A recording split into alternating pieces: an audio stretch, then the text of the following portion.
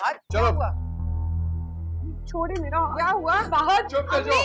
अम्मी मैं आप देख चुप रही है कर ना? जाओ। फहद हुआ क्या आखिर? करो, संभाले से आप। क्या हुआ? आज के बाद ये मेरे ऑफिस या मेरे घर के पास नजर आई तो मेरे से बुरा कोई नहीं होगा। अरे हुआ क्या है, कुछ बताओ तो सही। मेरी जिंदगी अजाब कर दिया इसने। फहद आखिर हुआ क्या है? तुम इस हालत में कैसे सलूक कर रहे हो? अगर बच्चे को कुछ हो गया तो? कौन सा बच्चा? कौन सा बच्चा आंटी? इसने और आपने मिलकर झूठ बोला है। ये देखें, ये रिपोर्ट्स। आंटी बहुत बर्दाश्त किया मैंने इसको, इसके नखरे, इसकी बदतमीजियां, इसके झूठे इल्जामात। इसने हमें बेवकूफ बनाया, हमारे जज्बात के साथ खेला। उसके लिए तो मैं इसको कभी माफ नहीं कर सकता। और आंटी आपने क्या किया? आपने मेरी अम्मी के साथ झूठ बोला। आंटी जरा शर्म नहीं आई आपको? फहद, ऐसा हो जाता है कभी कभी जब इंसान अपने बच्चों के आंटी लिए। बस कर दे झूठ बोलना।